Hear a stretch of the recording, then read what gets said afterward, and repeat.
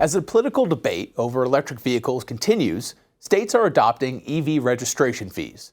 More Republican-led states are implementing high annual fees of $200 or more on all EVs to replace the gas taxes EV drivers currently avoid.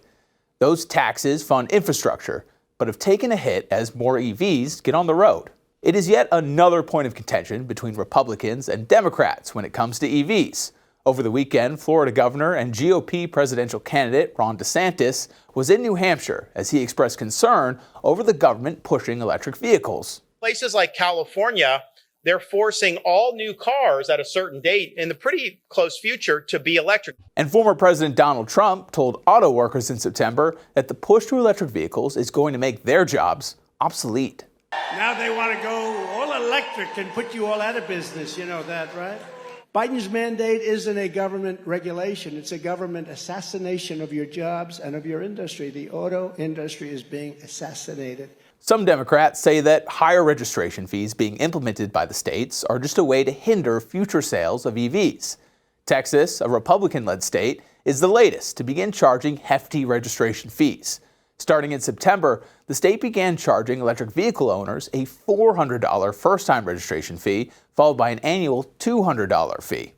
It's not whether the fees are necessary or not, it is more agreeing what the cost of an EV registration fee should be, and how else to fill funding gaps that is being debated.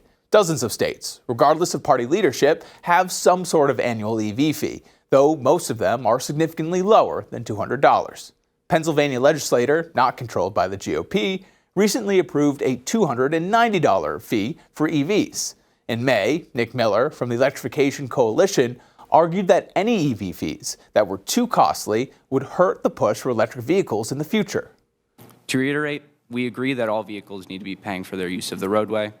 With the gas tax diminishing in value, states are searching for a viable alternative for transportation infrastructure funding. However, if a state chooses to levy an EV fee, the tax needs to be fair and should be comparable with current ICE fuel taxes. Pennsylvania State Senator Lindsey Williams, a Democrat who voted against the legislation, said that what is actually needed to fill the funding gap is a complete overhaul on how infrastructure is funded. Meanwhile, Washington State, led by Democrats, charges more than $200 annually in EV fees. A portion of that goes to the installation of charging stations in the state. And in Florida, a GOP state, a bill to approve annual fees of more than $200 passed the House, but failed in the Senate after studies showed lower fees would be more equitable. While there is a focus on annual fees to fill the gaps in infrastructure funding, Oregon, a Democrat-led state, has implemented a pilot program that tracks how far EV owners drive and charges them based on the distance they travel in an effort to make up for declining gas tax revenue. Similar programs have been adopted by other states, including Utah and Virginia. Thanks for watching. Straight Arrow News is on a mission to bring you unbiased, fact-based reporting.